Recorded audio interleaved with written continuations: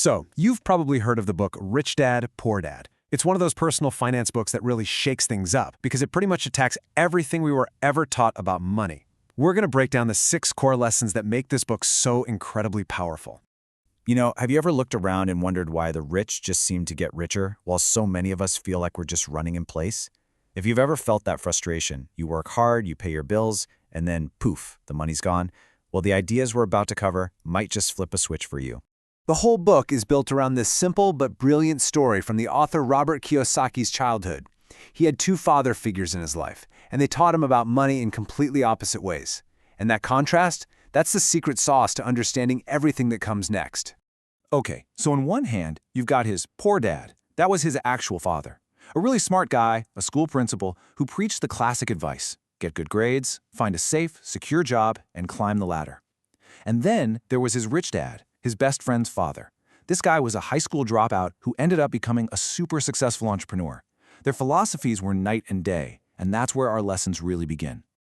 All right, so let's get into it. The first 3 lessons are all about totally rewiring your brain and changing the way you think about money, work, and what it actually means to be wealthy. Lesson 1 starts with a story. When he was just a kid, his rich dad gave him a job at one of his stores for a measly 10 cents an hour. I mean, can you imagine? After a few weeks of feeling totally ripped off, he finally got it. Working harder for a tiny paycheck was a trap. The real lesson was to stop being a slave to a salary. And that trap is what Rich Dad called the rat race. It's a vicious cycle, and it's powered by 2 emotions: fear, the fear you won't be able to pay your bills, and greed, that desire for more, for a bigger paycheck. But the funny thing is, when you get that raise, you just spend more, and you're right back on the hamster wheel. So how do you get off the wheel? Well, here's where it gets interesting. Rich Dad stopped paying them completely, and that forced them to get creative.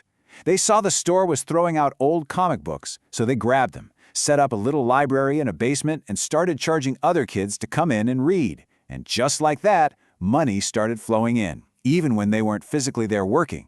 They had built a little machine that made money for them. Now, building that little comic book machine leads us right into lesson number 2. And honestly, this is the foundation for everything else: financial literacy. See, Rich Dad always said, it's not about how much money you make, it's about how much money you keep. And the core of it all is surprisingly simple. It all starts with 2 words. The first is asset, and the definition is dead simple. An asset is anything that puts money in your pocket. That's it. And the second word is liability. You can probably guess this one. It's anything that takes money out of your pocket. Simple as that. Now, this is where the big aha moment happens for most people. The rich spend their lives buying assets, things that generate income, like rental properties or businesses. The rest of us, we tend to spend our money on liabilities that we think are assets, like a fancy car that comes with a big monthly payment. The whole game, according to Rich Dad, is to focus on one thing: building that asset column. Okay, so if the goal is to build up assets, how do you do it? That brings us to lesson 3. Mind your own business. Now, I know what you're thinking. This sounds kind of harsh, but it's not what it seems. It doesn't mean you have to go quit your job tomorrow. It's about a fundamental shift in your focus. Think of it this way. Your profession, your job, is what you do to get a paycheck. Your business is your asset column. The strategy is to use your day job to pay the bills and then use every spare dollar to buy assets that make you more money. Over time, the income from your business, from your assets, can eventually set you free from your job. You're basically using your job to build your own dream, not just someone else's. So now that we've got the mindset down, let's get into the tactical stuff. The next 3 lessons are like the secret playbook the wealthy use to grow and protect their money.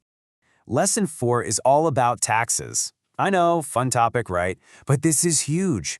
For most of us, the way money flows is simple. You earn it, the government immediately takes its cut through taxes, and then you get to spend whatever is left over. Sound familiar? But the rich play a completely different game, and it's totally legal. They use corporations, and with a corporation, they get to flip the order. The business earns money, then it spends money on all its expenses, travel, equipment, you name it, and then it pays taxes on whatever tiny amount is left. It's a massive, massive advantage that lets them reinvest in their assets before the taxman ever gets a piece. All right, lesson 5 gets a little more philosophical, but this is so important. Rich Dad taught that your single greatest asset is your mind. Money isn't just something you go out and find, it's something you literally invent by seeing opportunities that other people are blind to. And it all boils down to the words you use. A poor mindset says, I can't afford it. That's a statement. It shuts your brain down. A rich mindset asks a question. Okay, how can I afford it? That question forces your brain to start looking for creative solutions. It turns problems into possibilities. And that brings us to the final lesson, which completely changes the purpose of having a job, especially when you're young.